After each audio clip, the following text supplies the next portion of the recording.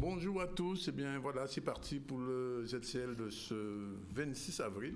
Bonjour Mendy. Bonjour Danick. On salue Stevie tout de suite quand même. Oui. Bonjour Stevie. Bonjour. Mauvaise nouvelle peut-être pour les gens de Bastia. Le 7 Michel Chevry est en garde à vue depuis ce matin. Hier, on a perquisitionné chez elle et à la CSBT. C'est le dossier CSBT qui va revenir. En tout cas, on va recevoir tout à l'heure Stevie Maï qui a un spectacle samedi, tout près de chez nous à l'appart. Et puis plus tard, on va recevoir Anaïs Vespan qui est aussi une artiste, mais dans notre style. C'est une plasticienne qui fait une exposition depuis déjà plus de 3 semaines. Elle devrait être là tout de suite. Et puis nos chroniques habituelles avec bien sûr Jocelyne Nampri. On va parler de la gaine. Oui, pareil. La gaine est de retour. La gaine est de retour, semble-t-il. Je ne sais pas pourquoi c'est de retour. C'était parti. C'est dans le Coco et les Abricots, le magazine, la chronique des tendances. Et puis après, la chronique historique. On va parler avec Laura Mann, on va parler du Bumidum. Bumidum, c'était dans les années 60, ce qui permettait à beaucoup de Guadeloupéens et de Martiniquais, de Réunionnais, de Guyanais de quitter leur pays sans savoir vraiment si ou quoi ils allaient tomber. Eh bien, le Bumidum, c'est un peu fini, mais pas vraiment. On va revenir sur cette histoire avec Laura Mann. Et puis en fin de l'édition, nous aurons la culture selon Martine. Voilà, on a tout dit, sauf les titres du journal que Mandy va développer. Et qu'on va voir tout de suite. On vous salue, vous qui nous écoutez donc en direct de RHT Guadeloupe sur la 89. Ben oui, on ne peut pas les oublier. Il ne faut pas les oublier. Non, ceux qui sont au volant. Comme je sais que vous le dites toujours. Oui, systématiquement. On pense à vous donc, qui nous écoutez. On vous salue. Et voyons tout de suite ce qui fait l'actualité en ce 26 avril 2017.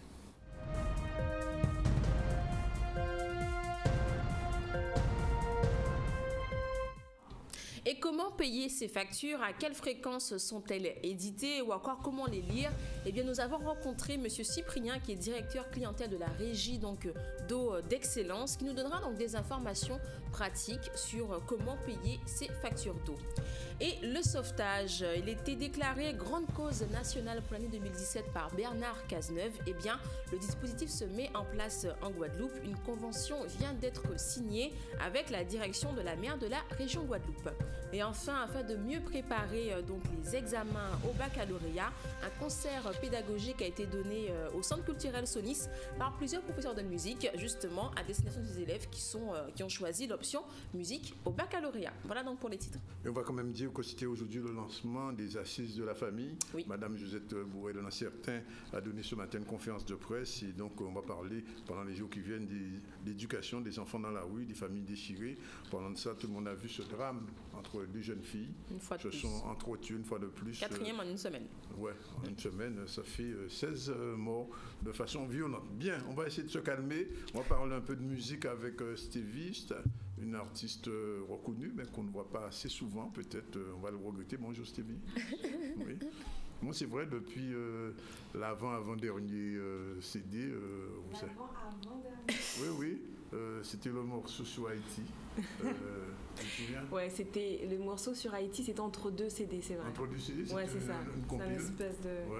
Ouais, c'est vrai. Alors, qu'est-ce que tu es devenu depuis? Depuis, j'ai fait un nouvel album. Ah bon? Ah oui. L'information n'est pas arrivée jusqu'à moi. Mais il faut aller chercher l'information. On va le chercher. Ah, si elle ne vient pas. Quelquefois, on ne trouve pas, mais enfin bon, c'est vrai qu'on a aimé savoir un petit peu plus d'actualité sur Stevie. Alors, quoi de neuf? Donc voilà, un nouvel album qui s'appelle Renaissance Woman. Renaissance? Renaissance Woman. Woman, d'accord. Renaissance. Toujours dans le même style? Toujours dans le même style, toujours dans la même volonté de faire passer des messages. Si c'est ce style-là, oui. Le message, c'est sur les femmes, si ça s'appelle Renaissance Woman? C'est sur la Renaissance. Renaissance Woman parce que c'est d'abord un album que j'ai écrit qui parle de moi dans un premier temps, en espérant qu'il ait une résonance chez chacun, mais en fait, c'est pas forcément pour les femmes. C'est vraiment sur cet album, j'ai essayé de traverser les différentes stades de la courbe du changement. Donc la courbe du changement, il n'y a pas de genre. Ça touche tout le monde. Donc voilà, Renaissance Woman, c'est aussi une référence, c'est aussi un clin d'œil à ces femmes de l'époque de la Renaissance, justement, qu'on appelle une Renaissance Woman. C'est aussi la femme qui s'épanouit dans plusieurs activités, c'est la femme polymathe. Et j'aimais l'idée, donc c'est un terme anglophone d'abord, mais j'aimais l'idée justement que chez nous en français, le mot renaissance résonne aussi différemment. Donc une nouvelle vie, un nouveau départ, la fin d'un cycle pour entrer dans quelque chose de nouveau. Donc voilà. On écoutera cet album avec plaisir, sans doute à l'appart samedi prochain. C'est ça. Oui. Alors ça va être un spectacle live. C'est un spectacle live, c'est ça. Spectacle live, donc je vais... justement, pour ceux qui ne connaissent pas mon nouvel album, c'est l'occasion de venir écouter les nouvelles chansons. Oui. Bien sûr, il y aura les anciennes chansons, un mix de tout ça, et puis j'espère qu'ensemble, on fasse qu'on rentre dans une espèce de vibration renaissante. Ah bon, vraiment, je suis vraiment branché Renaissance là. C'est le nom de l'album en même temps. Donc... de refaire la Renaissance à Pointe-à-Pitre, on va le transformer en salle audiovisuelle, bien sûr. C'est vrai? Oui. Je me posais la question, justement. La communauté des communes Cap Excellence qui est en train de travailler sur un chantier. Mais alors, comment se porte la musique que tu as essayé de lancer il y a quelques années? Parce que bon, c'est quoi? C'est le 3e album ou 4e? C'est pas mon 3e, mon 4e, c'est mon 2e album. En fait. C'est le 2e? Ouais. C'est le 2e vrai album solo? C'est le 2e album solo, ouais. Oui. C'est ça. Alors, comment c'est passé? Alors, ça fait presque 10 ans maintenant pour 2 albums. Il n'y a que Dominique Coco qui... C'est vrai que j'ai l'impression qu'on me voit depuis longtemps, mais non. Ça ne fait pas 10 ans, ça fait 7 ans. Ça fait quand même beaucoup de temps. 8 ans. 7. Exactement. L'album est sorti en août 2010. Oui. Donc ça va faire 7 ans. 7 ans, ouais. 7 ans pour faire 2 albums. 7 ans pour faire 2 albums, ouais. Mais pourquoi autant de temps? Pourquoi pas? Ouais. Non, mais je pose la question. Non, mais c'est ça, pourquoi pas? C'est que il faut le temps de travailler. C'est le temps d'avoir des choses à dire, des choses à redire, en fait. Et c'est aussi le temps de vivre. En tout cas, moi, c'est ma philosophie de pouvoir que ma musique soit un témoignage de ce que je vis, de ce que j'ai envie de partager. Et effectivement, quand l'album est sorti en 2010, il m'a fallu peut-être déjà 2-3 ans pour être encore dans le premier album. Tout à fait. Et ensuite, voilà, après, essayer de voir ce que j'avais envie de faire. Est-ce que j'avais encore envie de chanter? Est-ce que j'avais encore envie de dire des choses? Le résultat? Et le résultat, c'est qu'il y a eu le 2e album. Donc oui, donc effectivement, je prends le temps de faire les choses parce que je ne me sens pas... parce que je ne me mets pas de la pression. Non, je n'accepte pas la pression. Je ne prends pas la pression de la pression commerciale, justement, la pression de il faut faire un album tous les 1 an et demi, je suis pas sur ça. Donc j'essaie vraiment d'essayer de rester dans la dimension artistique de ma création, et donc ça prend le temps qu'il faut. Ça prend le temps qu'il faut, c'est ça. Alors, je ne sais pas, comment on peut qualifier ta musique? Parce que c'est pas du zouk, c'est quelquefois du blues, on fait ça, des petits accents bluesy quelquefois. C'est ça, il y a des accents blues, il y a des accents folk. Folk aussi, oui. Mais il y a toujours une touche créole. Haïti Chérie, par exemple. Haïti Chérie, je ne saurais pas dire, en fait. Moi non plus. Je saurais pas dire, mais je pense que... moi, j'avais appelé ça créole folk, le premier album. Oui. Parce que c'était vraiment plus... Il y avait beaucoup plus d'influence folk. Sur le 2e album, je pense que c'est un petit peu moins folkish. Donc, je sais pas. Je pense que même quand on dit que ma musique est de la musique world, je sais pas trop. En fait, ça m'importe peu. Je sais pas trop. Mais enfin, c'est pas du zouk. A priori, c'est pas du zouk. Oui, a priori. A priori, parce que j'ai quand même ma chanson Bandio qui serait quand même ma définition du zouk. Donc je sais pas. Ouais. Je sais pas. Alors, est-ce que, Stevie, tu t'exportes? Parce que bon, je sais que tu as vécu aux États-Unis un moment, tu es revenu. Est-ce que tu fais le va-et-vient pour essayer de faire connaître ta musique de l'autre côté de la mer? Mais en fait, c'est vrai que c'est toujours plus facile. Les gens pensent plus à une personne quand elle est sur le territoire. Ça veut dire que quand je suis aux États-Unis, on pense plus à moi. Donc j'ai plus de facilité, j'ai plus d'appels, j'ai plus de prestations quand je vis là-bas. C'est très bizarre, c'est très... Ça veut dire qu'on n'est pas reine dans son pays, c'est ça? Non, j'ai pas dit ça. Je pose la question. Non, j'ai pas dit ça. J'ai dit que quand je suis aux États-Unis, le fait d'être sur le territoire, j'ai plus d'opportunités quand je suis aux États-Unis. D'accord. Et quand je suis ici, je suis pas sûre que ce soit vrai, cette histoire qu'on n'est souvent pas aimé chez soi, ou j'ai pas cette sensation-là. C'est pas mon cas, j'ai pas cette sensation-là. Et je pense que c'est un peu dans les territoires. Quand je suis à Paris, forcément, je pense Paris. Quand je suis dans la Caraïbe, je pense Caraïbe. Et je pense que ça se ressent peut-être même dans les prestations, dans nos envies. Je pense qu'on est très lié à sa géographie, finalement. Alors, les dernières fois que j'ai pu te voir spectacle, tu avais une énergie incroyable. Je me demandais, mais est-ce que c'est une vraie pile ou est-ce qu'elle prend autant d'énergie? Est-ce que tu t'es calmé ou est-ce que c'est toujours pareil? Je sais pas. Je suis. Alors je te dis, je t'ai vu à l'archipel. Alors je te dis, tu es venu une fois à l'archipel, ça fait quand même du temps. Après, au fort Fleur d'Épée, au fort je pense au fort d'Elgrès-Sabastère. Ouais. Ensuite, une fois. Oui, j'ai toujours de l'énergie. Au BIC, comment? J'ai toujours de l'énergie. Toujours la même énergie? Peut-être pas la même, mais c'est vrai que. Donc tu t'es calmée un peu? Je sais pas si je me suis calmée, c'est une énergie peut-être différente. Je dirais pas que je me suis calmée. Ah bon? Mais oui, je pense que c'est l'énergie de la joie en fait. J'aime ce que je fais et voilà. Ouais. Et apparemment ça se voit, ouais. Voilà. Non mais je confirme parce qu'en fait c'est vrai que sur scène. Est-ce que tu t'es calmé, non? Non, mais sur scène, c'est vrai que c'est incroyable. Non, je ne me suis pas calmée. Ah, tu n'es pas calmée. Non. Donc, à la porte là. Il y a des chances que je sois pareille, voire plus.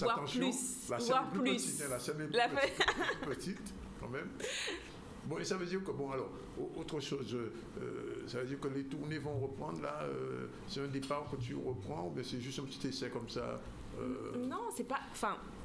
C'est vrai que je suis en train de travailler sur un spectacle transversal, le spectacle Renaissance. Donc en fait... Renaissance encore, oui. Encore oui, Renaissance encore. Oui. Encore et toujours. Oui, encore et toujours. Alors, le spectacle Renaissance, ça veut dire avec plus multidisciplinaire. Et l'idée, c'est que... l'idée aussi, c'est que j'aime faire des choses nouvelles. C'est pour ça que la Renaissance vient souvent dans ma vie. Oui. J'aime vivre de nouvelles choses. Et j'ai envie de vivre même ma scène différemment. J'ai envie de raconter ma scène, ma musique différemment. Donc effectivement, je prends encore le temps de travailler sur un spectacle qui puisse comprendre plus de moi en fait, plus de choses que j'ai envie de partager avec les gens. Donc c'est pour ça qu'on me voit moins sur des scènes classiques. Oui. Parce que j'ai envie de faire autre chose, j'ai envie de proposer... Et ce spectacle transversal, le spectacle total, on va dire, c'est quoi, dans 6 mois, dans 1 an? Ah non, dans moins, je pense que à la rentrée, 4-5 mois. Ah d'accord. Ouais. Donc ça veut dire que tu travailles déjà avec Je travaille dessus, ouais.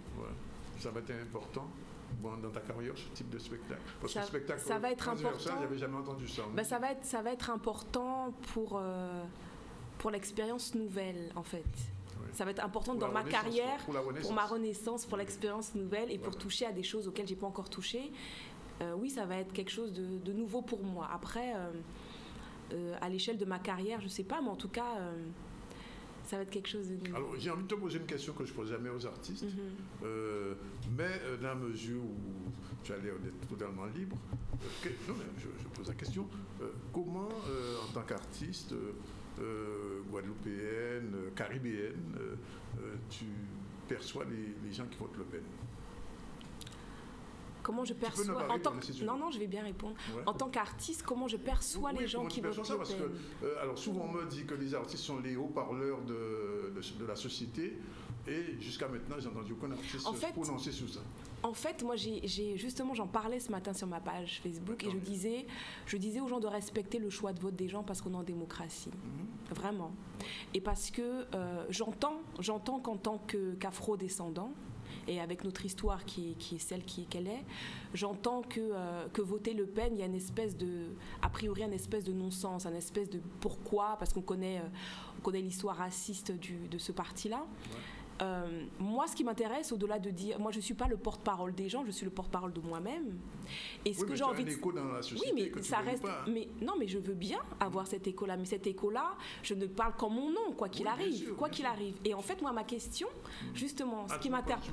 Non, ma question générale, d'ailleurs, peut-être à toi, c'est plus que de fustiger les gens, parce que moi, je lis sur les réseaux sociaux dire les gens sont stupides, ceux qui votent Le Pen sont stupides, ils sont.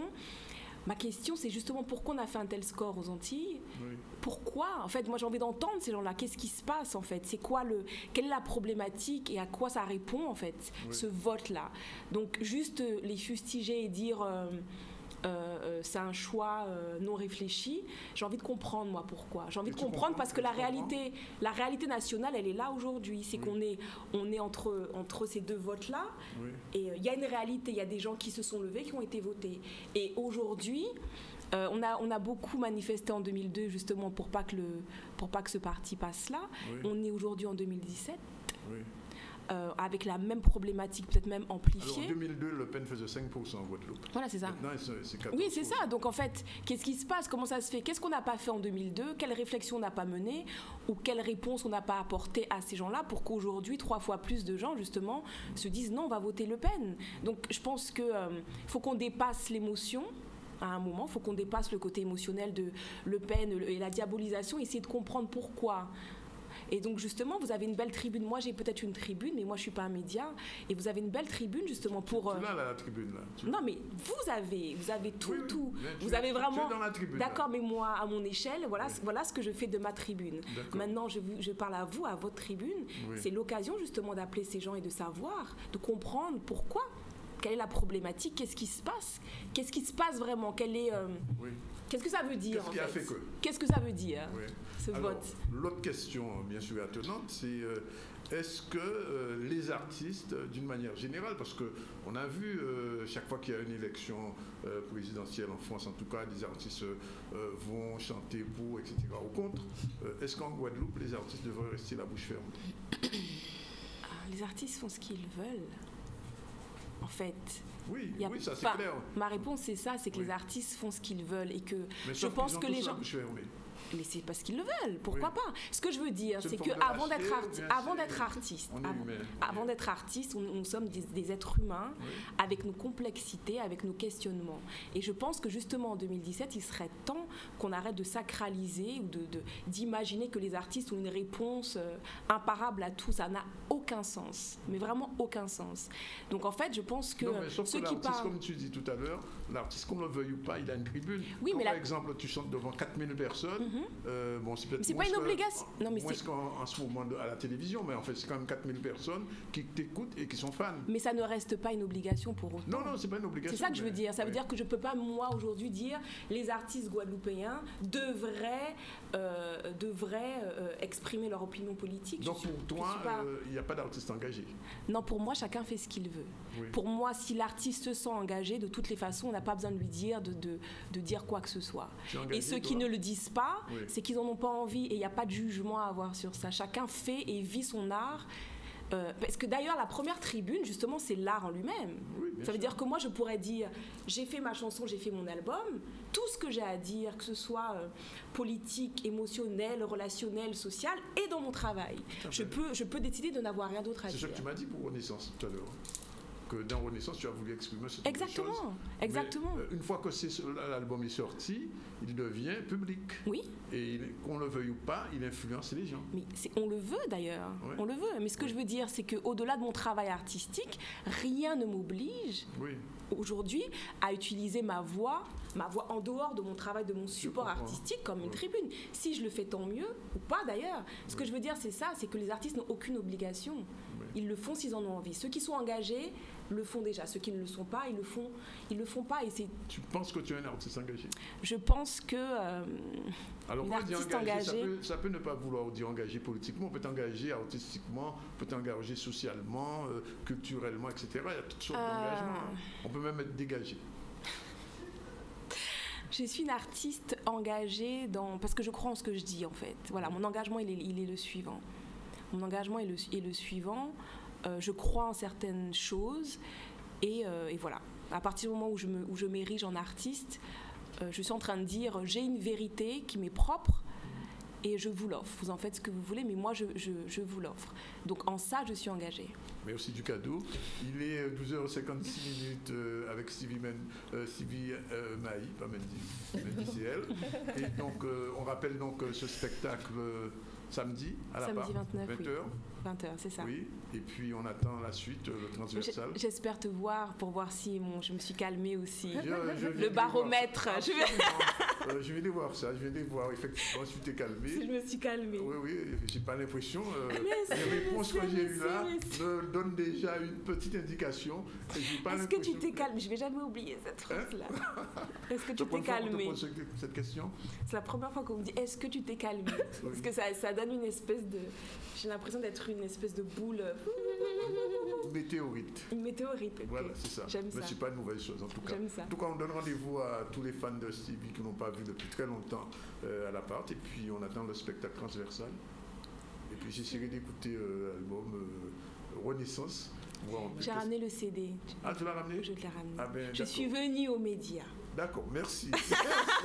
merci Sylvie. À très bientôt, à samedi en tout cas. Merci beaucoup. Très calmement. On passe à l'info avec Mendy et on développe tout de suite la question des factures, c'est ça? C'est bien ça, oui. C'est bien ça. On va commencer dans cette édition avec l'interview de Greg Cyprien, qui est donc le directeur clientèle de la régie Eau d'Excellence, qui nous donne donc des indications, des conseils sur comment payer ses factures, les moyens de paiement possibles, la fréquence des factures, à quoi correspond-elle, période de facturation, relevé réel ou estimé, qui et comment contacter en cas de besoin. Il répond à toutes ces questions au micro de Anne-Elisabeth Arsène.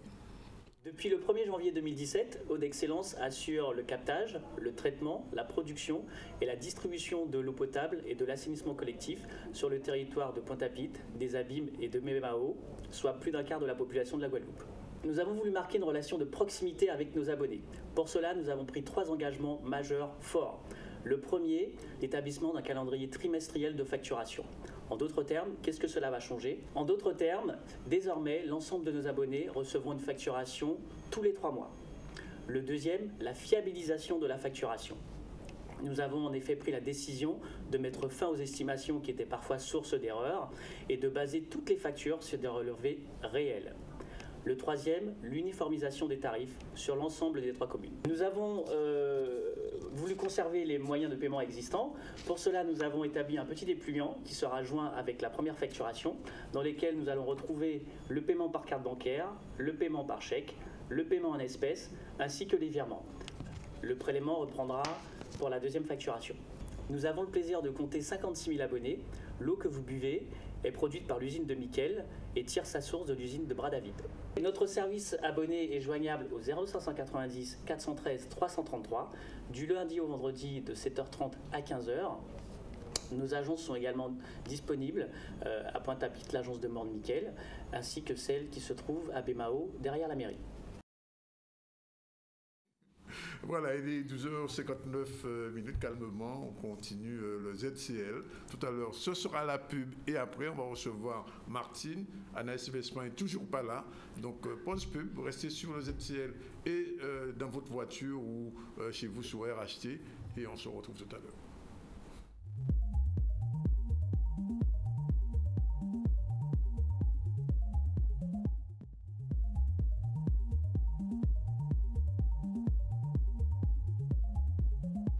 Voilà, il est 13h05 dans le ZCL. On va retrouver l'information tout à l'heure. On va retrouver aussi Martine avec la culture selon Martine. Mais avant, je rappelle donc cette information qui commence à circuler sur les réseaux sociaux.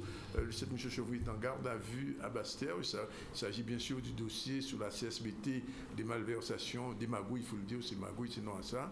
Et donc, on se souvient, il y a environ 3 semaines, son ancien directeur de cabinet était revenu en Guadeloupe un petit peu clandestinement. Des fouilles avaient eu lieu encore dans son domicile et cette fois, je crois que M. Madini Kouti a tout lâché.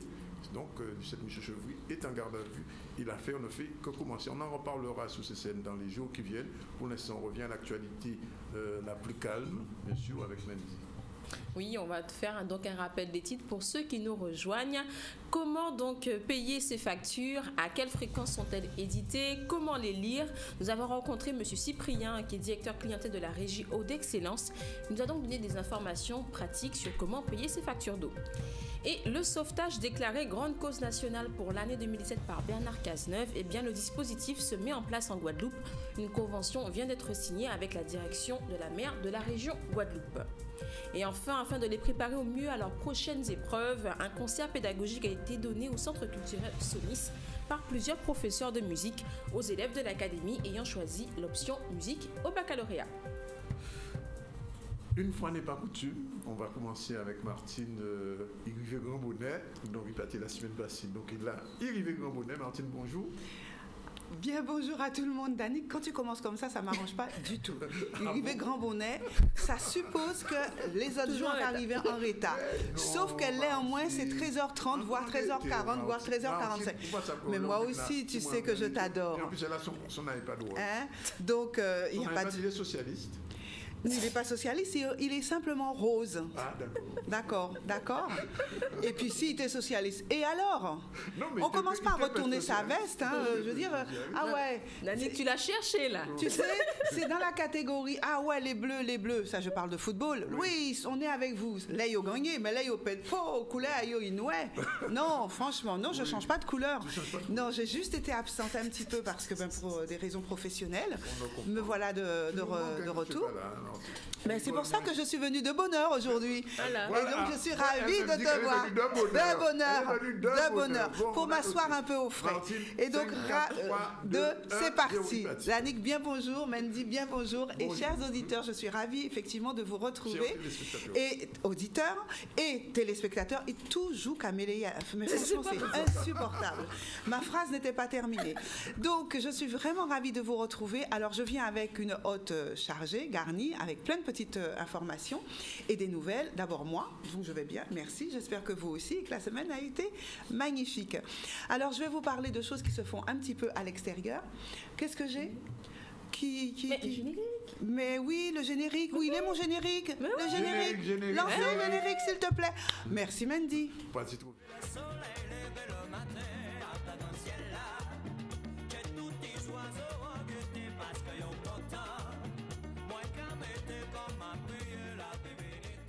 Cinq, 4, 3, 2, 1, 0. Merci. Eh bien, après un joli générique, c'est en direct. Vous avez choisi, vous avez reconnu la musique. Hein. Ceux qui l'ont reconnu gagnent une place de cinéma. Vous m'appelez à la fin. 13 70 73. Fast Furious 8. 06. Comment 06 90. Oh là là, hein, franchement. Bref, coup de cœur. Ça va être un coup de cœur pour commencer ma chronique. Un coup de cœur attribué parce que le Memorial Act, notre fameux MACT, a été récompensé par le prix du musée du Conseil de l'Europe, figurez-vous. Le savais-tu, Danick? Oui, bien évidemment. Sûr. Le prix du musée du Conseil de l'Europe récompense chaque année un musée depuis 1977. Un musée qui apportera, c'est pas du tout l'image qui va avec, un musée apportant une contribution importante à la connaissance du patrimoine culturel et européen. Donc voilà, notre musée est lauréat, mesdames et messieurs, voilà, que ce soit dit, le Memorial Act est le plus beau musée reconnu par ses pairs au niveau européen, et il a un prix pour cela, donc il aura une statuette en or qu'il garde 1 an, puisque ça passe entre deux, voilà, chaque année ça change de main, et il aura également un diplôme pour tout cela. Et puis donc dans cette dynamique, le Memorial Act, présente un événement qui s'appelle Rythme Sacré, et c'est du 26 au 30 avril, c'est en ce moment. Voilà. On va commencer avec Max Diacoque. Danse contemporaine, c'est pour tous les publics. C'est dans le cadre d'un festival où on va avoir un certain nombre d'artistes, dont lui. Donc sur scène, Max va nous mettre un certain nombre de personnages, chacun ayant une identité propre. Et donc, on va parler de solitude au travers de cette chorégraphie vraiment à aller voir. Voilà, c'est la belle image, merci. C'est la belle image. C'est là, pour Max, c'est Max Diacoque, là c'est le 26, hein, c'est ce soir. Oui, c'est ça, le 26, mercredi 26 avril, c'est bien ça, et c'est à 19h30, donc au Memorial Act. Cela va être suivi par un concert, cette fois-ci avec Imelda, une chanteuse haïtienne, mais qui a rejoint depuis un peu plus d'une vingtaine d'années la Martinique. Donc elle chante des chansons bien sûr qui sont empreintes donc de la diversité de son pays, de son histoire, et puis dans un vaste courant populaire. Voilà, une voix exceptionnelle, Imelda, à retrouver elle bientôt également. Donc ça sera le jeudi 27 avril, toujours au Memorial Act. Cette semaine sera poursuivie par un certain artiste qui s'appelle Martin James Germain, et lui, il sera présent le vendredi 28 avril. Cette semaine sera clôturée par le groupe Akio. Sais-tu ce que veut dire le mot Akio? Akio? Oui. En français ou en créole? Ah ben Akio. Ah oui, Akio. C'était exactement. Olayo Sotik. Aki c'est moun lassa. C'est la définition, mais on n'y pense jamais. Hein. Akio, c'est quand ils ont pris leur nom, c'était parce que c'était un groupe d'amis qui se sont mis ensemble, et puis ils se sont dit, tout le monde va se poser la question, mais Aki c'est moun lassa, Akio, et donc voilà, leur nom est issu de là. Donc Akio sera, on sait maintenant qui ils sont. Akio sera là le samedi 29 avril, toujours donc avec du gros cas. Bien sûr, quelques invités, Missier Zadig et d'autres encore seront avec eux pour une belle soirée qui se tiendra le samedi 29 avril, toujours donc au Memorial Act. Voilà pour ces concerts, mais bien évidemment, n'hésitez pas à aller sur le site internet du Memorial Act. Vous aurez tous ces programmes avec les artistes, les horaires, les tarifs et puis les lieux. Voilà pour le Memorial Act. On lui devait bien ce petit moment de focus. On continue, je suis partie, vous le savez, pendant quelques jours et donc j'ai déambulé et j'aime bien faire ça. Donc je suis allée visiter un musée pour vous. Allemagne. Non, pas en Allemagne, à Paris, le musée du Quai Branly. Le fameux musée de Jacques Chirac, le musée des arts primitifs. Je suis allée voir une exposition qui s'appelle l'Afrique des routes. C'est une exposition qui a commencé le 31 janvier et qui va se terminer le 12 novembre. Donc vous aurez le temps d'aller voir cette exposition. Une exposition qui est interrogative parce qu'en fait, elle nous ramène à ce continent, à son histoire et puis surtout à ce berceau de l'humanité qui est que l'Afrique, l'Afrique étant considérée comme le berceau de l'humanité. Donc on revient sur cette Afrique, mais de différentes manières, au travers des routes, et pas seulement les routes qu'on emprunte pour rouler en voiture ou marcher, mais les routes fluviales, les routes également qui ont été celles de la religion, des différentes religions qui ont parsemé ce pays, mais également la route. On entend par route aussi le côté intellectuel, donc tout ce qui a construit ce pays au travers de ces différentes routes. Donc voilà, fluviales, maritimes, ferroviaires également. Et donc c'est toute l'histoire de l'Afrique qui est racontée au travers donc, de ces différents cheminements. Et c'est une exposition étonnante. C'est un vrai itinéraire que vous faites au travers de différents temps, différents chemins. Et l'Afrique se cultive donc au travers donc, de son histoire, de son humanité, de ses guerres, par ces routes, mais également de la route de la soie, de la route des pierres précieuses, de l'or, et puis également des pierres qui ont constitué la richesse, on va dire, culturelle et également la richesse des bijoux qui ont été réalisés par ces différents peuples. Donc des témoignages au travers de sculptures, de pièces d'orfèvrerie, d'ivoire également, de peintures, d'objets, une très très belle collection. Moi j'ai posé juste une question à la fin parce que c'est une collection qui mérite d'y retourner parce que c'est très dense, c'est vraiment quelque chose d'intéressant, mais j'ai eu le sentiment quand même que les Africains n'étaient pas très très présents. Bien sûr, ils ont fait appel à un certain nombre d'universitaires, également d'artistes dont les œuvres sont présentes, mais j'avais l'impression, c'est le sentiment que j'avais à l'issue, que les Africains eux-mêmes manquaient physiquement dans cette exposition. Des penseurs, des intellectuels, des gens qui ont retravaillé pour reconstituer toute cette histoire, un travail vraiment d'orfèvrerie qui a été fait, mais il me manquait quelque chose. J'avais l'impression. Une exposition sur l'Afrique, mais sans les Africains. J'avais l'impression, pourtant ils sont là quand même, hein, parce que j'ai bien regardé dans tout ce qui a été écrit. On a retravaillé à partir des écrits des Africains, c'est-à-dire la littérature, l'histoire, des intellectuels, des professeurs, des maîtres de conférences. Toute l'Afrique ou bien ça touche toute l'Afrique, mais au travers donc de la manière dont elle s'est construite, au travers de ces différentes routes.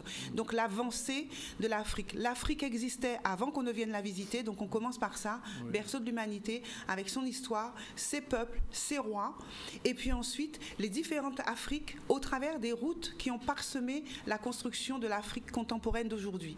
Donc route intellectuelle, route fluviale, route ferroviaire, et au travers de chacune de ces routes, eh bien, il y a une histoire de l'Afrique qui s'est construite. Et ça serait trop long à vous raconter, mais allez sur le site internet du Quai Branly. Vous allez avoir donc déjà, il y a une sorte de mini-film qui vous permet de voir l'exposition en 3D. C'est vraiment très très bien fait. Et c'est une exposition qui est bien pensée parce qu'on pense à tous les types de visiteurs, même aux non-voyants, enfin aux malvoyants. Donc l'exposition est racontée. Je crois qu'on a à apprendre de ces mises en scène. Donc vraiment, il y a quelque chose qui était très intéressant. Donc plus de 300 pièces. J'ai passé presque 3 heures à voir l'exposition et j'ai pas tout bien vu. Et là, dans ce que vous avez vu, ce sont quelques pièces et une m'a interpellée. C'était une chaise qui a été faite par un jeune designer africain. Et c'est une chaise qui a été réalisée uniquement à partir de revolvers, de pièces d'armes à feu qu'il a trouvées dans son village et qu'il a reconstituée. Il en a fait une chaise qui est une vraie œuvre d'art, mais uniquement à partir de pièces de guerre. Voilà, on va passer à des choses beaucoup plus sympas, plus drôles. Voilà, un petit clin d'œil sur les tendances d'aujourd'hui, mais tendances culinaires. Tu sais qu'on fait attention à notre santé, à notre bien-être. Il y a des tendances de temps en temps. Il faut manger de ceci, il faut manger de cela. Donc, dans les prochaines rubriques chroniques, je reviendrai sur ces tendances parce qu'il y a des fruits, des légumes, des pois, des légumes secs, voilà, qui ont la cote en ce moment dans le milieu food et qu'on utilise. Et par exemple, là, moi, je vous ai choisi un truc qui va nous interpeller parce qu'on le connaît, nous, c'est le jacquier. Ah, mais c'est très rare en Guadeloupe. Très, très rare en Guadeloupe. Ça vient de l'Inde. Voilà, et ben il y a une photo. Donc le jacquier, c'est entre le goût de la mangue, de l'ananas. J'en ai vu en photo. Voilà, moi j'en ai vu aussi. Voilà, donc là c'est un fruit coupé, mais le fruit, il peut peser jusqu'à entre 6 à un gros fouille à pain ou une grosse, comment on appelle ce châtaigne. Mais l'intérieur, quand tu le coupes, donc il y a des sortes de grosses gousses dedans et tu le manges. Voilà, ça se mange, ça se plante, la graine qu'il y a dedans. Alors, s'il y a des gens qui ont des jacquiers chez eux, téléphonez-nous, bien appelez Martine, parce qu'on aimerait bien pouvoir présenter un en vrai. Un en vrai. Et là, donc, tu en trouves beaucoup dans les magasins exotiques d'origine chinoise. Non, en France. Donc, tu vas chez les frères Tang, tu en as plein. Un fruit peut faire de 5 kilos à 30 kilos. C'est énorme. Donc, ça a une odeur un peu têtue, un peu forte, mais le goût est douceâtre entre la mangue et l'ananas, parce que j'en ai déjà mangé aussi. Et là, c'est très tendance en ce moment dans le milieu food, là où on doit bien manger parce que ça contient énormément de vitamines, antioxydants, etc. Donc le jacquier est tendance en ce moment dans les magasins, des bobos, là, des bohèmes bourgeois, où on fait attention à sa ligne, à ce qu'on mange. Voilà, le jacquier devient un fruit extrêmement usité. Et puis le deuxième petit clin d'œil, c'est les boissons fermentées, le nouvel élixir de jouvence. Comment bien se porter? Que boire pour bien être en bonne forme avec tout plein de vitamines? Eh bien, c'est la tendance en ce moment. Faites des boissons fermentées à base de racines, à base de fruits, que vous laissez fermenter un certain temps. Donc, il y a plein de recettes. Je vous les mettrai sur le site. Et donc, ces boissons sont pleines de bien-être. On les mélange, en général, on les sucre uniquement avec du miel pour bien faire, parce que, bon, évidemment, pas de sucre creux, pas de sucre blanc là-dedans, hein, ça n'a rien à voir avec la couleur, hein. C'est simplement des sucres industrialisés.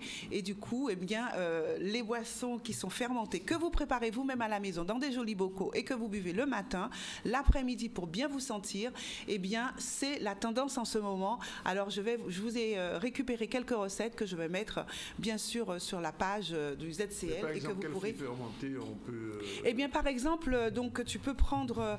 là, j'ai vu une recette qui est faite à base de... C'est pas fermenté, celle-ci, mais à base de cannelle en poudre et avec du miel que tu laisses... tu fais bouillir la cannelle, ensuite tu rajoutes du miel, tu laisses macérer et tu bois ça le matin à jeun pour détoxifier, pour nettoyer l'organisme et en plus, ça a comme grande vertu d'accompagner très largement l'amaigrissement. Et donc, quand tu fais ça pendant plusieurs jours, toujours à jeun, il faut prendre la boisson à jeun le matin. La cannelle est reconnue comme étant l'une des racines, c'est une écorce, hein, l'une des écorces qui apporte le plus de nutriments nettoyants et de bien-être et qui nous apporte des antioxydants aussi. Vraiment, c'est entre la cannelle et l'autre va me revenir, tu sais, qui est jaune un peu... Pas le gingembre. Curcuma. Le curcuma, c'est vraiment... Mais je vous apporterai des recettes. Moi, j'ai passé mon temps à regarder un peu. Mais alors, c'est une racine et... Demande à Mendy si elle connaît le curcuma. Le curcuma. Oui, quand même. Hein? C'est vraiment génial pour nettoyer. Moi, j'utilise en cuisine, oui. Voilà, frais, râpé. Hein, frais et râpé. Les cheveux sont couleur au curcuma. Et donc, je vous donnerai quelques recettes sur ces deux aliments miracles que nous avons en Guadeloupe et qui font le buzz actuellement au niveau tendance, voilà, dans les bars branchés parce qu'on vient chercher sa petite... Je conseille et je confirme parce qu'effectivement, j'en bois tous les jours. Par exemple, il y a le kéfir, ça c'est une boisson qui est fermentée. Il y a le kombucha qui est fait à partir d'un champignon, le kombucha qui est fait à partir d'un champignon. Il y a le kéfir, on le connaît aussi, qui est fait, on le boit beaucoup en Russie, dans tous les pays méditerranéens. Mais voilà, j'en ai pas mal. Je vous donnerai ces recettes-là pour faire vos boissons fermentées avec quelques petits, très peu de matériel. Allez, on passe à l'agenda, très rapidement. Un agenda agenda, je commence par le Créole Jazz Club qui reçoit Jocelyn Ménard, Jazz Group. C'est là, le vendredi 28, à la Créole Jazz, Créole Beach, au Gosier, et c'est à 20h30. Donc Jocelyn Ménard, tout le monde le connaît maintenant, c'est notre Guadafri, il est d'origine du Canada, mais ça fait 30 ans qu'il est en Guadeloupe, donc il a un petit accent canadien guadeloupéen qui est mignon comme tout, et c'est un excellent jazzman, j'apprécie beaucoup. Et sur cette prestation, il sera avec bien sûr Jean-Michel Lesdel au piano, que tout le monde connaît aussi, Fabrice Fanfan, Jérôme Castry à la batterie. Quand on est grand, on ne s'entoure que de grands, c'est bien connu. Je continue avec le 7 mai cette fois, les Kids United qui reviennent à la demande générale. Ils ont fait salle comble, on a refusé du monde. Complet, hein. Mais peut-être que c'est déjà recomplet pour le 7 mai. Ils ont fait un spectacle supplémentaire. Là, c'est le 7 mai. Ah, c'est le 7 mai. Et c'est en vente actuellement. Hein. C'était complet, ils ont refusé du monde. C'est en vente actuellement, c'est maintenant. Ils passent à la Martinique prochainement, mais ils sont le 7 mai en Guadeloupe. Donc, allez-y vite, réservez vite, parce que je crois que ça ne va pas durer longtemps. Et enfin, une dernière information, dans le cadre de la Poule à faire 8e édition, appel aux artistes, inscriptions, elles sont ouvertes pour le salon international donc, de la Poule à refaire. C'est les 16, 17 et 18 juin prochains. Le vernissage aura lieu le 15 juin. Donc vous pouvez d'ores et déjà vous inscrire donc, auprès donc, de la galerie TNT. Vous connaissez déjà, auprès de Thierry Allais. La Poule à le faire se tiendra au terminal de croisière de Pointe-à-Pitre. Voilà, comme d'habitude pour cette 8e édition. Et donc c'est Haïti qui est le pays invité cette année. Voilà. J'ai terminé. C'est fini. Mais j'en ai encore une si tu me permets, hein, mais très vite. Très vite. Jean-Pierre Sainton qui nous fera une conférence dans le cadre donc de toutes les manifestations qui se feront pour le mois de mai. Pour le 50e anniversaire des événements de mai 67. Voilà, de mai 67. Il a déjà tout dit. Oui. Donc voilà, c'est dit. Et c'est ce soir, je crois, ou vendredi. C'est vendredi. C'est vendredi. Vendredi à la Mecca. À la Mecca. C'est parti pour merci la suite beaucoup. Du journal. Au revoir, Martine. Bisous tout le monde, à bientôt. Mercredi prochain, on le... Ah yes, je suis là. Tu es là. Bon, Mandy, la suite. Là, on part à Paris, signature de convention, rencontre avec les associations et le monde de l'entreprise. Jean-Marc Mormec, nommé le 16 mars à la tête de la délégation interministérielle pour l'égalité des chances des Français d'outre-mer, nous fait donc un bilan de ses actions. Un reportage signé Maurice Cessé. Bonsoir à tous. Monsieur le préfet, madame la directrice générale. Je vais juste... J'étais censé vous faire un discours politique, mais j'en suis pas. Donc je vais vous dire juste, ça fait maintenant... Allez, dans 3 jours, ça fera 1 an que je suis arrivé. 1 an que je suis à la tête de cette délégation. 1 an. J'ai pris 2 mois pour écouter toutes ces associations, tous ces jeunes, pour voir ce que je pouvais faire, comment je pouvais les aider. Et en écoutant ce qu'ils voulaient, donc on s'est dit, avec la délégation, avec mon chef de cabinet, directeur de cabinet, j'ai oublié, on s'est dit comment on va les aider. Et on a commencé à travailler en démarchant les sociétés, les entreprises, en cherchant des stages, des contrats d'apprentissage, du boulot pour tous ces jeunes. Et à force, on a dit, on va essayer à chaque fois de leur apporter quelque chose, de les aider tant qu'on peut, parce que cette délégation n'a pas beaucoup d'argent, je le dis, mais en tout cas, on a fait un effort et on est très contents.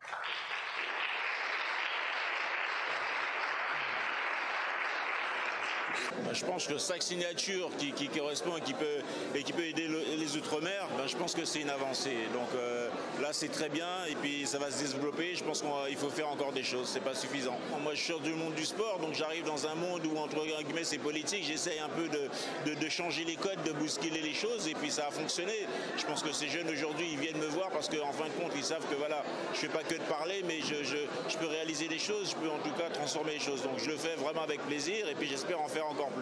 La vie, ça doit être un équilibre. Aujourd'hui, je pense qu'il y a un vrai déséquilibre. Il y a un vrai déséquilibre. On voit au niveau national, la presse ne s'intéresse pas des Outre-mer. Et alors pourtant, on est bien là. Donc je pense qu'il faut commencer à travailler pour montrer que les Outre-mer, sur l'innovation, sur ci, sur ça, pour montrer que les Outre-mer sont là.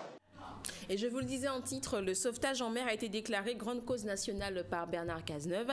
Eh bien, hier, le président donc, de la SNSM a entamé son séjour d'inspection en Guadeloupe par la signature d'une convention avec la direction de la mer donc, de la région Guadeloupe pour l'hébergement des sauveteurs de la station de Pointe-à-Pitre sur le site de Fouillol.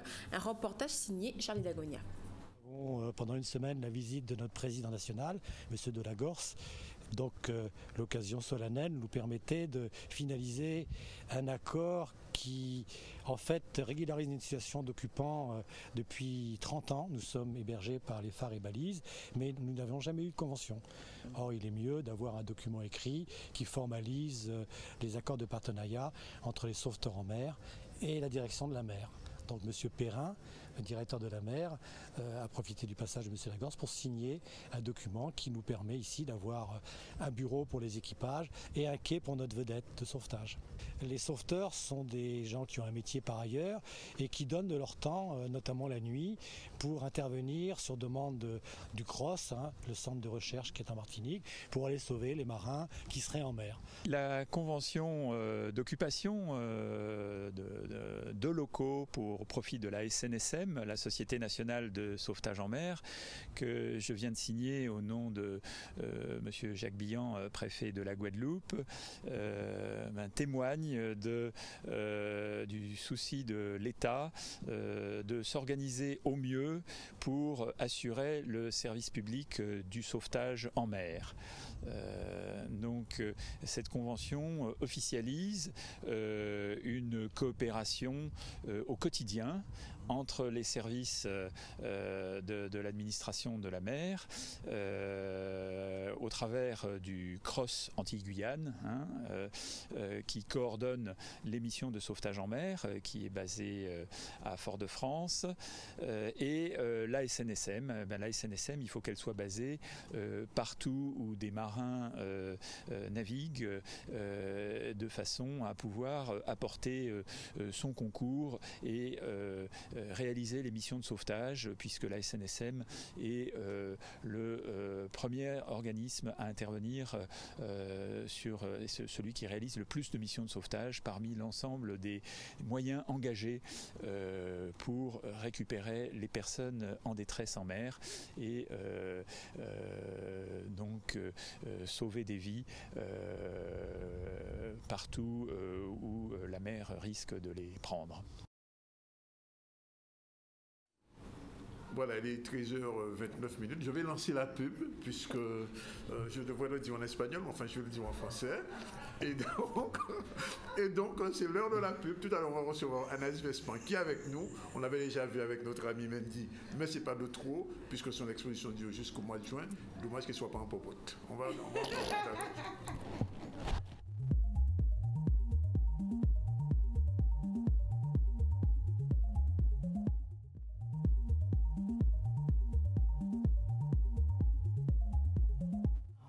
Voilà, il est 13h34 dans le ZCL en direct de RHC. On va faire très vite. C'est l'heure de parler de la case et de la beauté pour Porte Créole.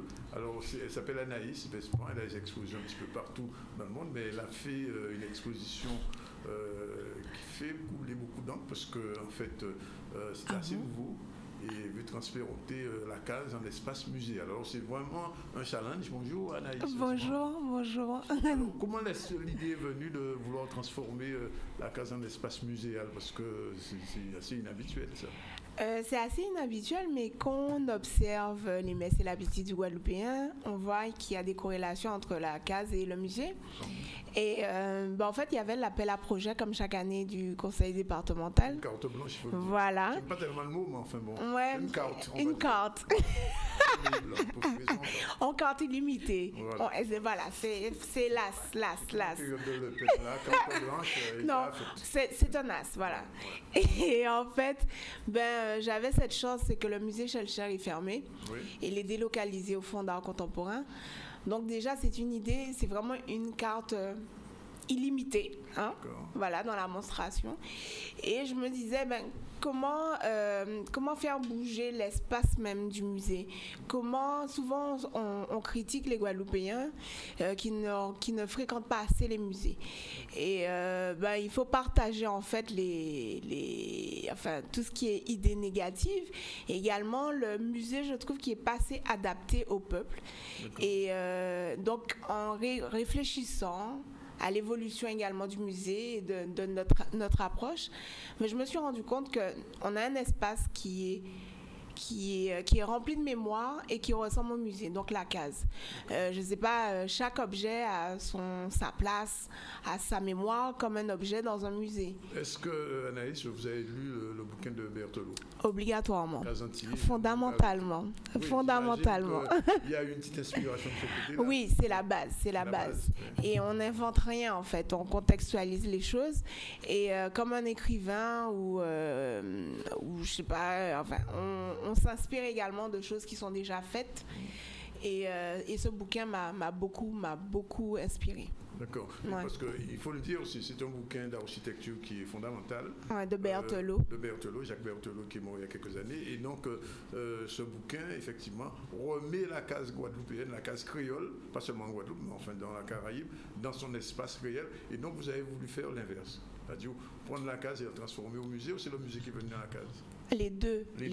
Il y a un jeu d'entre-deux, en fait. Et parce qu'il y a des objets de la case et des objets du musée qui communiquent. Oui. Donc, c'est un jeu. C'est un dialogue, en fait, entre ces deux espaces. Et ces deux espaces ne sont pas en conflit. Voilà, c'était ça le challenge. C'est de repousser les murs du musée et de la case. Oui. Et finalement, la case guadeloupéenne, surtout guadeloupéenne, elle est très contemporaine. Parce que dès les années 80-90, on la déplaçait. Oui. Donc, on est des urbains. C'était mobile, oui, c'est voilà, vrai. Tout à fait. Alors, pourquoi si on popote un beau soleil? Bon, le beau soleil, c'est bien, mais popote, c'est qui? C'est vous? Ça témoin. Oui. Parce qu'on rouvine Anaïs Verspan. Mais pour le projet et pour le vernissage, j'incarnais une poupée. Parce que il me fallait avoir de la distance pour raconter ce propos. Et l'élément qui pouvait raconter cette histoire, c'était une poupée. Et la poupée en feuille de banane qu'on retrouve à peu près dans toutes les cases et qui a suivi l'évolution de l'aide guadeloupéen. Sans dire quoi que ce soit, mais elle a un regard. Elle a un regard satirique, elle a un regard critique. Et j'ai voulu amener de la poésie et je me suis dit, voilà, je vais prendre de la distance en incarnant cette poupée. Alors, cette exposition, Anaïs, elle est là jusqu'au 24 juin, donc monde si pour vous voyez monter à beau soleil, vous voyez. Mais qu'est-ce qui va se passer après? Ce samedi. C'est la question que je pose toujours aux artistes qui exposent au mémorial, qu'on a vu beaucoup d'expositions, ils connaissent disparaître. Que deviendra les œuvres? Oui, ces œuvres. Alors, les œuvres sont à vendre déjà de 1. Oui. Il y aura j'ai cette chance, c'est qu'en fin d'année, cette exposition va se faire au pavillon de la ville. D'accord. Donc voilà, mais c'est en fin d'année. Donc ça n'empêche pas les gens de venir. Ou bien ce sera tout autre chose. Oui. Ce sera autre chose. Les photos seront les mêmes, les créations seront les mêmes, mais comme ce sera au pavillon de la ville, le travail sera différent en monstration. Parce qu'à Beau Soleil, l'espace il est blanc, il est neutre. D'accord. Donc j'avais qu'à installer la case et faire communiquer les objets. Sauf qu'au pavillon de la ville, c'est une bâtisse avec un patrimoine, avec des choses qui sont assez lourdes et fortes esthétiquement. Donc la monstration sera différente. Et en dehors de ça, mais oui, qu'est-ce que vous travaillez aussi, vous êtes comédienne? Non, pas du tout. Pas du tout? Pas du tout. Pas comédienne. C'est mon papa. Non, c'est le papa, ça. On s'est trompé d'époque, on va dire. Non, pas du tout. En fait, mais enfin, en même temps, oui, j'ai incarné la poupée. Mais oui, c'est bien ça, la poupée. Tout à fait. Quelque part. Metteur en scène et plasticienne. Alors, je me suis inspirée de mon père. Finalement. Ah ben toujours. En voyant fausse belle, en tout cas. Mais en tout cas, cette exposition est à voir et même à revoir ceux qui l'ont déjà vu. Et puis si vous l'avez raté, si vous n'avez pas vu Monter Saint-Claude, on la verra. Donc, Monter Saint-Claude. Oui, Monter Saint-Claude. C'est jusqu'au 24 juin, c'est ça? 24 juin, tout à fait. Donc il faut avoir vu et puis que vous voyez la pointe. Merci en tout cas, Anaïs. Merci à toi. Mais non, c'est tout le plaisir, welcome comme on dit. Et on passe tout de suite à la suite du journal avant de retrouver Madame Matete. C'est-à-dire Jocelyne, merci, on va la retrouver. J'ai pas dit Madame Montété, j'ai dit ma tété. Oui.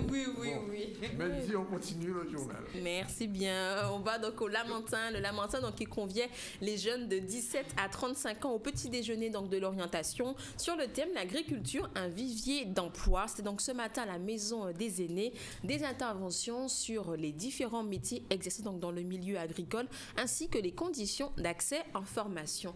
Un reportage qu'on regarde tout de suite. Aujourd'hui, la 6e édition du Petit Déjeuner de l'orientation a pour thématique l'agriculture, un vivier de l'emploi. Cette manifestation a pour but d'informer les jeunes lamantinois sur les métiers de l'agriculture. Trop souvent, ces jeunes-là sont dans le flou total concernant l'agriculture parce qu'ils pensent que c'est destiné à la canne à sucre, à la banane. Mais pas seulement, il y a un tas de domaines, un tas de métiers qui s'ouvrent à l'agriculture. Et ces jeunes-là, ce matin, sont venus s'informer avec des partenaires qui sont là à leur écoute, ainsi que la collectivité du Lamentin qui leur permet ce matin de pouvoir réellement avoir un instant de convivialité et de partage pour pouvoir être riches d'informations. Ce matin, réellement, on espère qu'ils seront libres de pouvoir discuter, libres de pouvoir s'informer et surtout de repartir avec des bagages pour leur avenir professionnel. À l'occasion du Petit Déjeuner de l'orientation, j'accompagne mon frère de 17 ans qui est en quête d'informations concernant le domaine agricole. Et je trouve que c'est une très bonne initiative de la mairie de Lamentin d'organiser ce genre d'événement afin que les jeunes puissent combler les lacunes qu'ils ont. Parce que, par exemple, au niveau de l'école de la deuxième chance, ils ont peut-être des a priori, ils ne savent pas forcément comment se positionner. Et justement, les partenaires viennent à eux. Et voilà, sachant que c'est beaucoup plus intime, beaucoup plus personnel.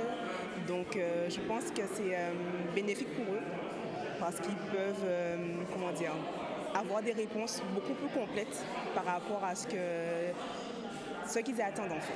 Aujourd'hui, nous sommes là parce que la mairie nous a invités aujourd'hui à présenter l'association des jeunes agriculteurs.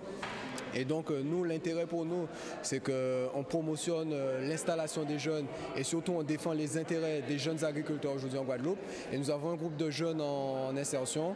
Donc, l'idée, c'est de leur présenter un peu notre association et le monde agricole dans sa réalité et de leur montrer qu'ils ont la possibilité de développer des activités dans ce monde agricole, notamment soit sur le volet en tant que salarié, soit sur le volet en tant que chef d'entreprise. Donc personnellement, je suis issu un peu du même milieu qu'eux, donc j'ai suivi une formation au CFPPA du Lamentin et à partir de là, aujourd'hui je suis en phase d'installation dans l'agriculture en Guadeloupe.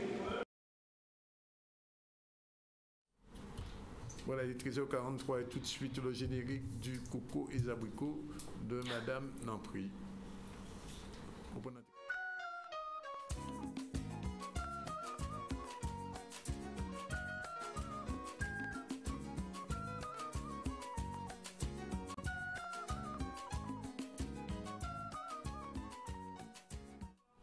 Voilà, c'est parti pour la gaine qui est de retour. Jocelyne, bonjour. Oui, bonjour Daniel, bonjour Mandy, Laura, tout le monde. Bonjour aux téléspectateurs et aux auditeurs de la RHK. Et oui, la gaine est de retour. Et plus que jamais. Pardon? Oui, eh bien, il était déjà oublié. Depuis les années 70, on les avait brûlés avec les soutiens-gorge. Comme j'avais dit, c'était la révolution sexuelle. Les femmes prenaient plus de liberté. Donc on avait, depuis les années 70, c'était oublié. Et c'est revenu dans les années 2000. Et depuis ces dernières décennies, avec les people comme Kardashian, Beyoncé, Eva Longoria, elle est plus que jamais d'actualité. Maintenant, elle, quand elle sort, c'est jamais sans ma gaine. Donc, pour rappel, la gaine date des années 1920. Quand même. Et oui, quand même. Je peux rappeler qu'en 1914, c'était la création du soutien-gorge, comme j'avais dit, avec Mary Phelps. Donc, dans les années 1920, sous l'impulsion de Madame Cadol, la première qui avait fait le corset coupé, donc elle a fait une gaine avec du tissu pour maintenir, et c'était vraiment sous l'impulsion des créateurs. Pour maintenir le corps de la femme, parce qu'il paraît que la femme avait besoin d'être maintenue. Je ne sais pas, c'est quelque chose qui... Il y a la gaine qui maintient et le soutien qui... Soutien. D'accord. Donc sous l'impulsion... Bon, quand je ferai les slips pour hommes, on verra bien. On verra quoi? Les slips. Ceux qui soutiennent. Ah d'accord, ok, bon. Donc, sous Lundi, vous êtes témoin, hein? Elle cherche des barbes avec moi. Bon, ouais. Elle me défend pas, c'est pas grave.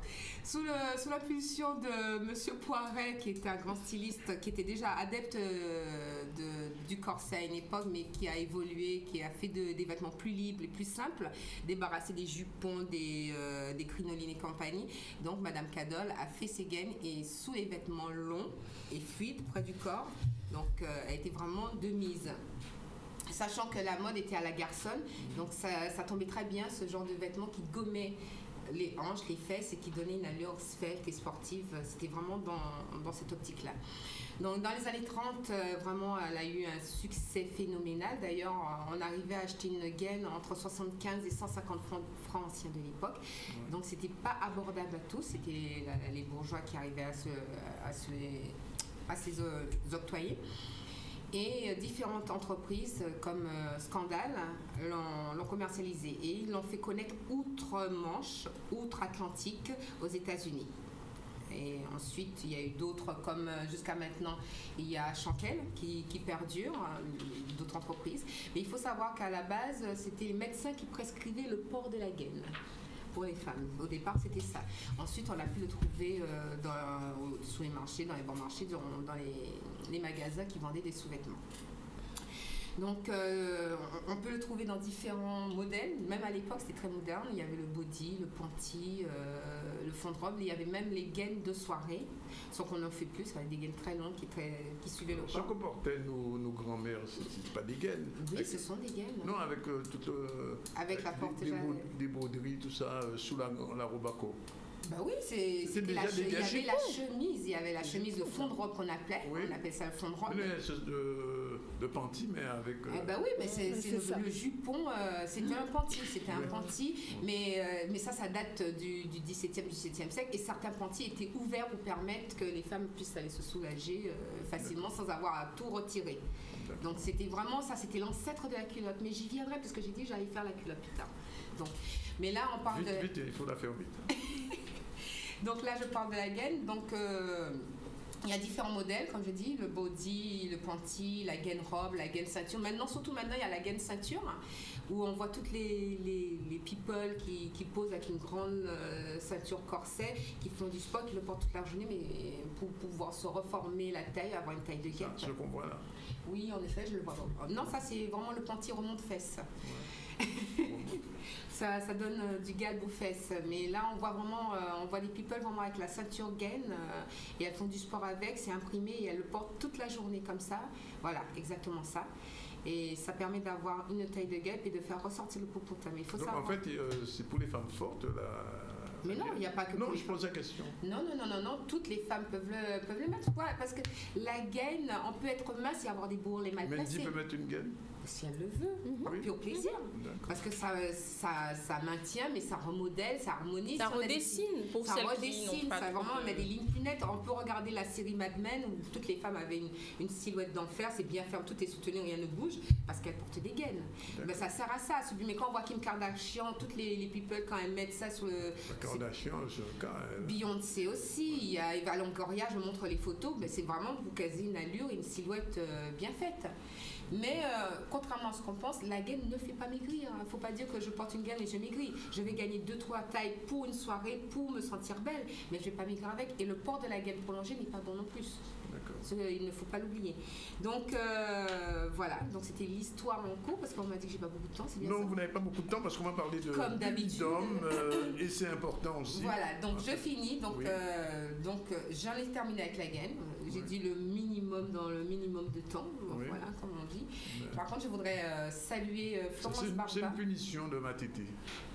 Oui, je sais que ça va me suivre le matété, mais vous inquiétez pas, je vous apporterai le matété. Je vous l'apporterai le matété, vous allez vous en couper les doigts tellement qu'il est bon.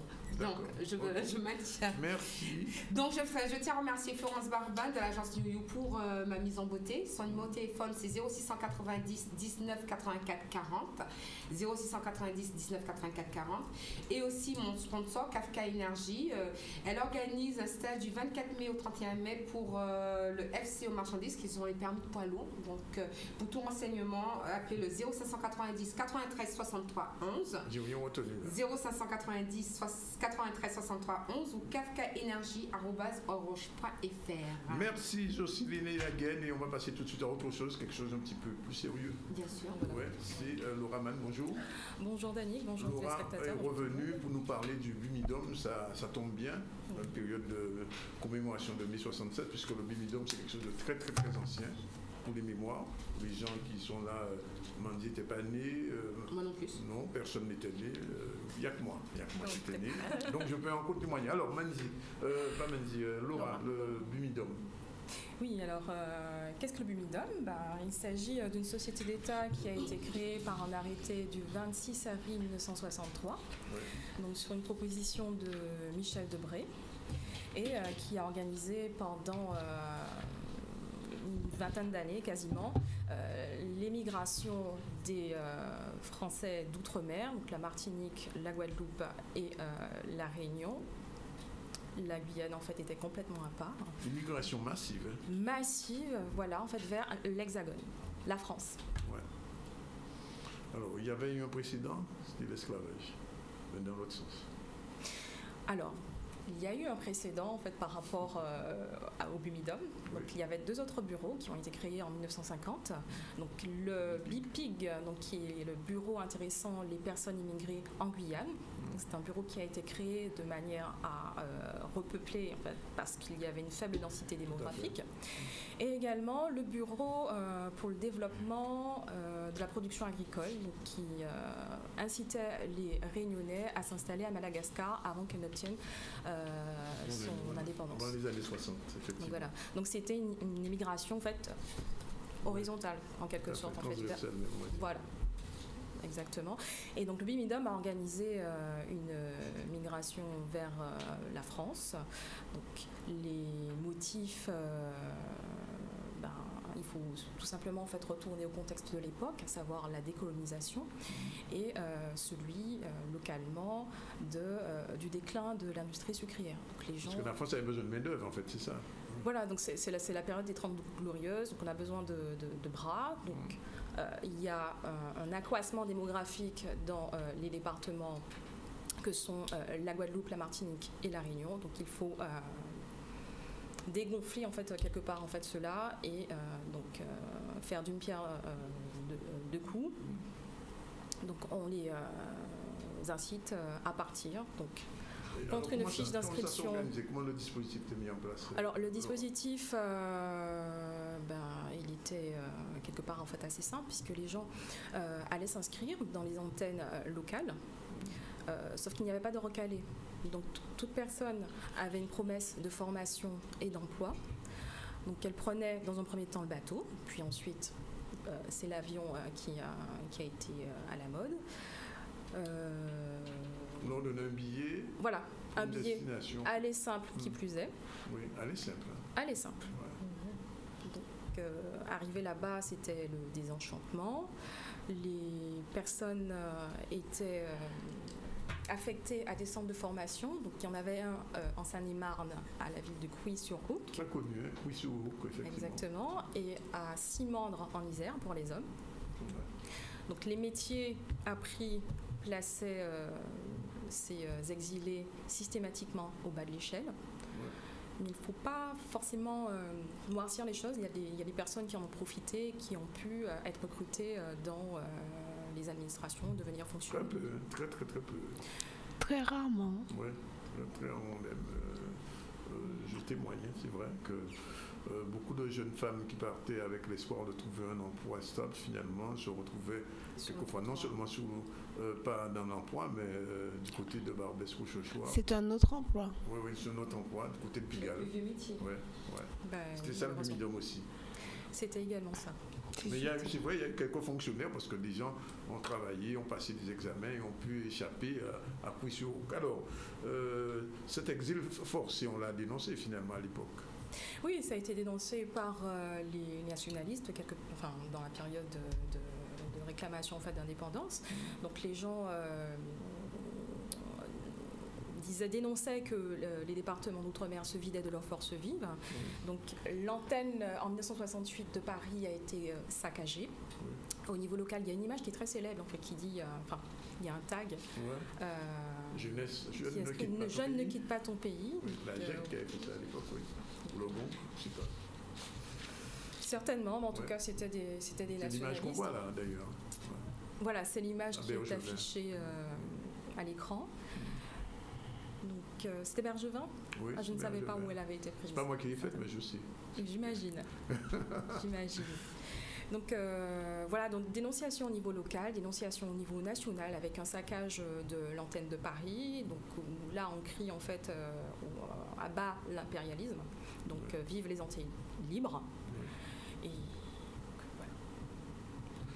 D'ailleurs, dans le film Le Gant des Antillais, il y a une séquence où on parle un petit peu du Bumidum, on voit un petit peu justement ce saccage du local du Bumidum. Et cette politique, ça a duré combien de temps à peu près? Est-ce que c'est fini le Bumidum?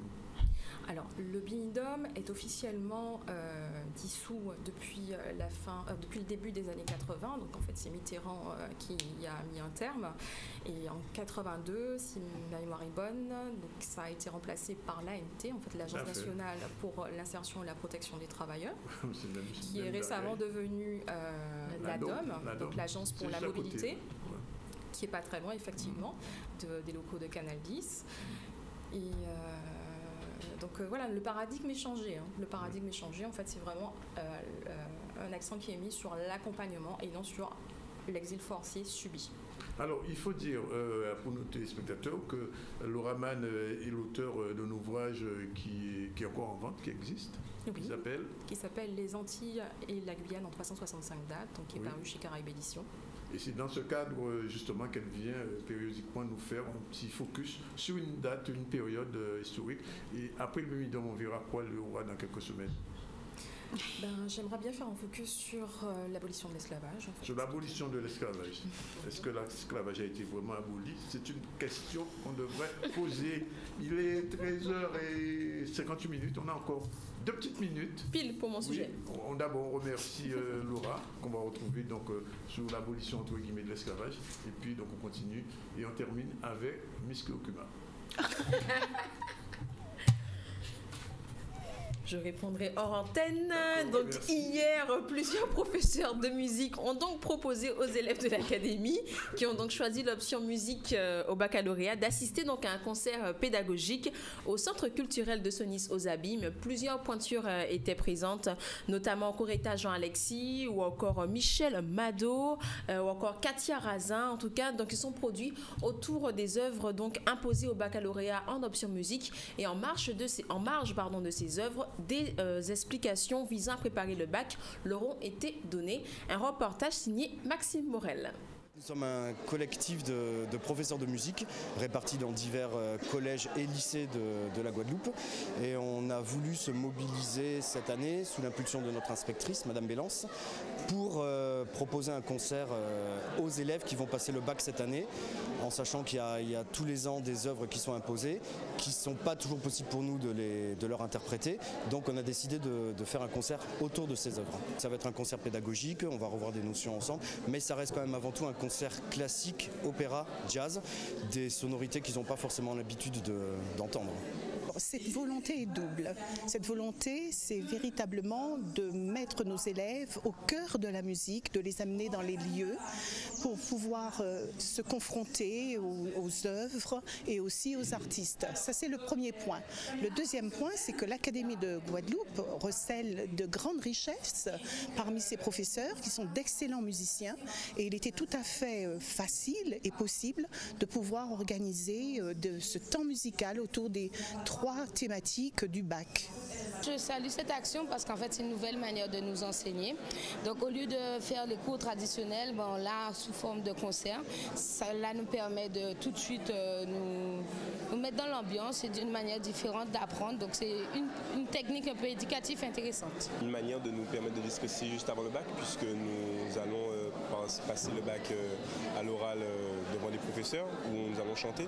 Donc je pense que c'est une façon de nous permettre de déstresser.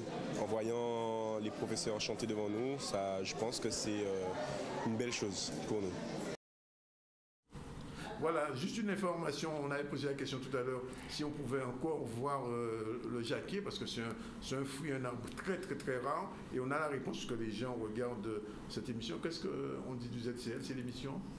Je ne m'en souviens pas, tout d'un coup. Trop de kyokyoma à la tête, là, ça, je ne m'en souviens pas. On va dire tout à l'heure. On peut visiter l'arbre de jacquier chez monsieur et madame Maroudin Paul le samedi uniquement. C'est une propriété privée. C'est à Routin-Lamentin, pas loin de la maison Boutière. Il faut téléphoner. Alors, je donne le téléphone. 0690 49 70 50, je répète. 0690 49 70 50. Il y a même un fixe, 55 05 59. Il faut téléphoner à l'avance pour votre avis de passage. Donc, le jacquier existe toujours, pagnon loup, mais enfin, merci en tout cas à madame et monsieur Maroudin de nous avoir donné cette information. Dernière information, Mandy. Oui, une petite brève. Cet après-midi, donc, ce sera donc l'ouverture officielle donc, de la bretelle de la Jaille, vous savez, celle donc qui vous mène vers la route nationale en direction de Bastia. Ce sera donc cet après-midi à 14h en présence de monsieur Harichalus. Une personne qui sera pas là, c'est madame Cheveux, parce qu'elle est en garde à vue en ce moment, depuis ce matin, suite à l'affaire de la CSBT, mais ça, on y reviendra dans les jours qui viennent d'arriver. Il fallait bien s'y attendre. Il est 14h02, c'est fini pour aujourd'hui. On se retrouve demain. Demain, Danick. Oui, Mendy. La même coupe. Mendy, même coupe aussi, même couleur. Même couleur. Et madame Matété, mercredi prochain. Aïe, aïe, aïe, s'il te plaît, ouais. Bon, c'est fini. Pas mal. Pas mal, Danick. Tu reviendras, Anaïs.